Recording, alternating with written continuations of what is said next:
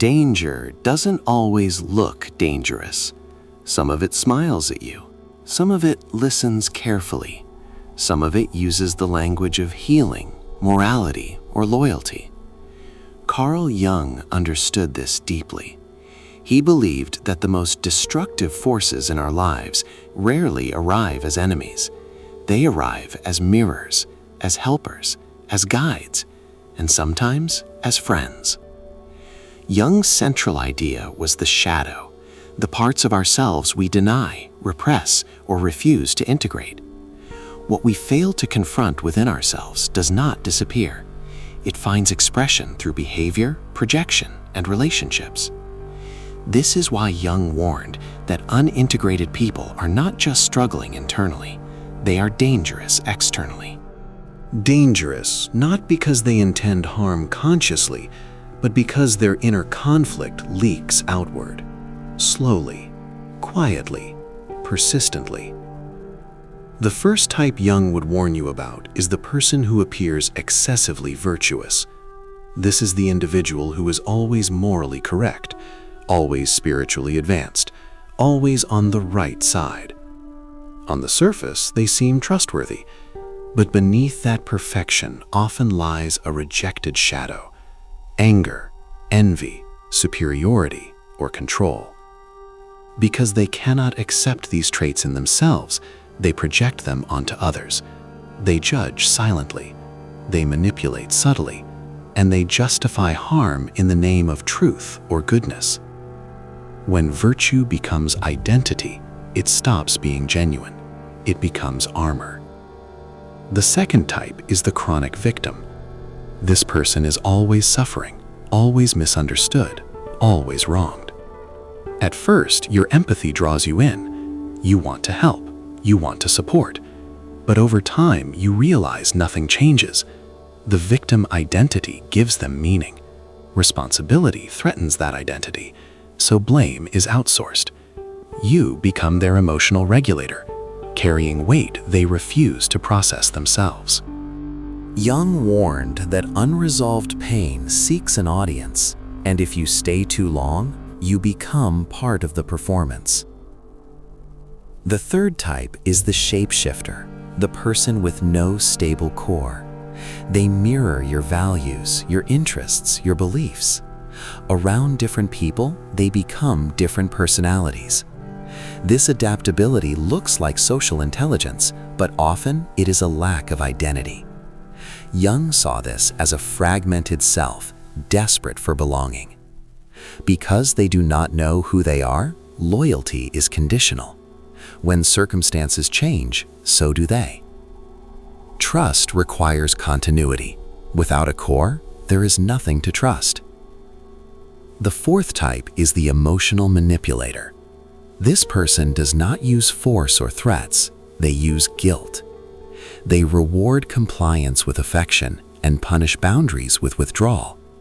They may appear sensitive, caring, even wounded, but their emotional expression is strategic. Jung believed manipulation often comes from people who feel powerless internally. Instead of developing strength, they learn control. The danger here is subtle. You don't feel attacked, you feel confused, and confusion erodes self-trust faster than conflict. The fifth type is the person obsessed with saving others. They present themselves as mentors, healers, guides. They seem wise, supportive, insightful, but unconsciously they need others to remain broken so they can feel whole. Jung warned that the savior complex often hides a deep fear of confronting one's own shadow. By fixing others, they avoid facing themselves. Help that creates dependency is not help. It is control disguised as care. The sixth type is the person who refuses self-reflection. They never question themselves. Every problem is external. Every failure is someone else's fault. Jung believed that the refusal to reflect inwardly is one of the most dangerous psychological traits, because without reflection, there is no growth, and without growth, patterns repeat, at the expense of everyone nearby. These individuals are not evil. That is important to understand. Jung did not divide people into good and bad. He divided them into conscious and unconscious.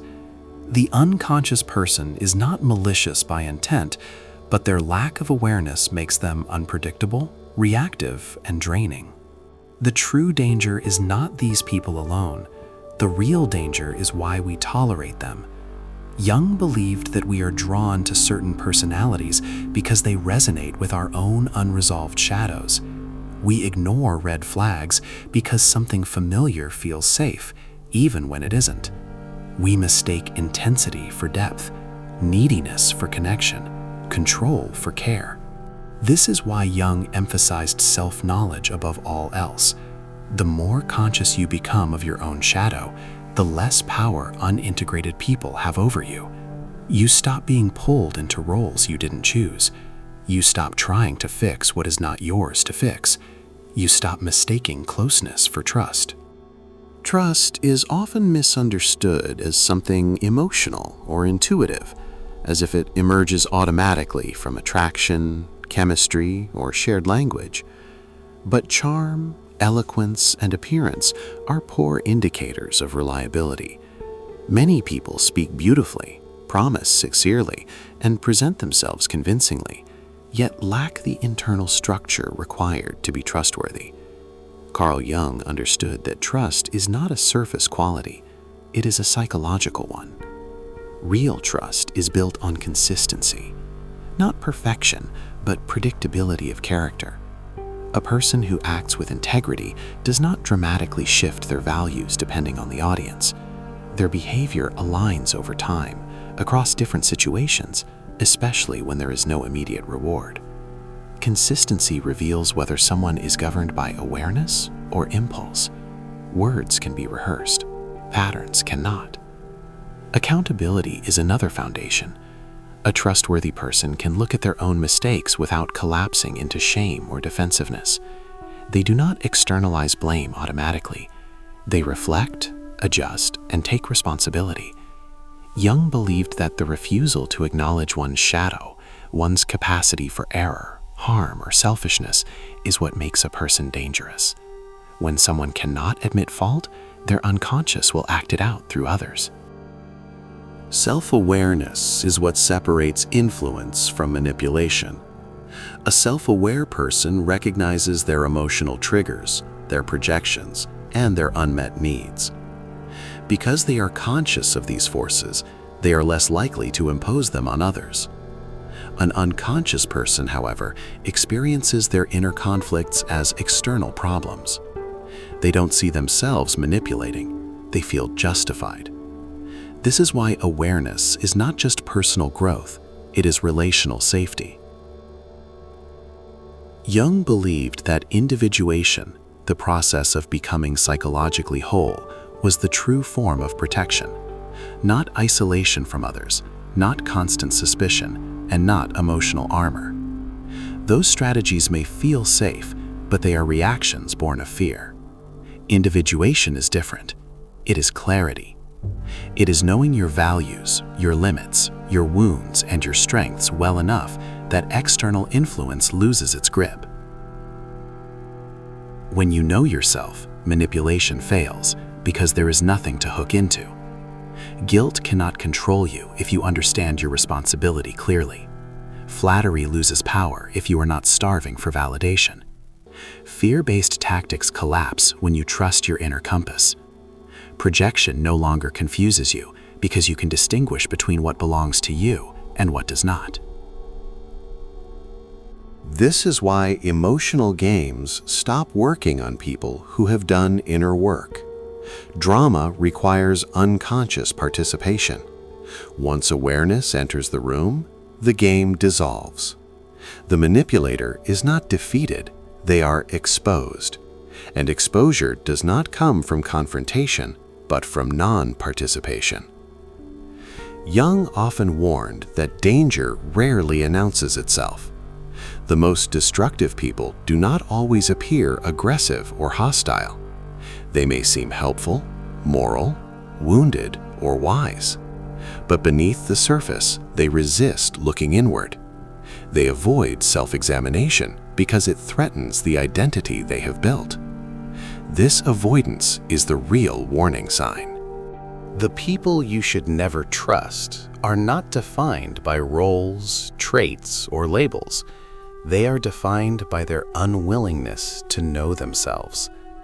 A person who refuses introspection will inevitably act out their shadow through relationships, not because they are evil, but because they are unconscious. Awareness makes danger visible, not by creating fear, but by sharpening perception. It allows you to see patterns instead of excuses, behavior instead of promises, growth instead of performance. And this is Jung's deeper message. Trust wisely, not suspiciously. Protect yourself not by closing your heart, but by opening your eyes, first inward, then outward. Because when you know yourself, you no longer need to fear what hides in others.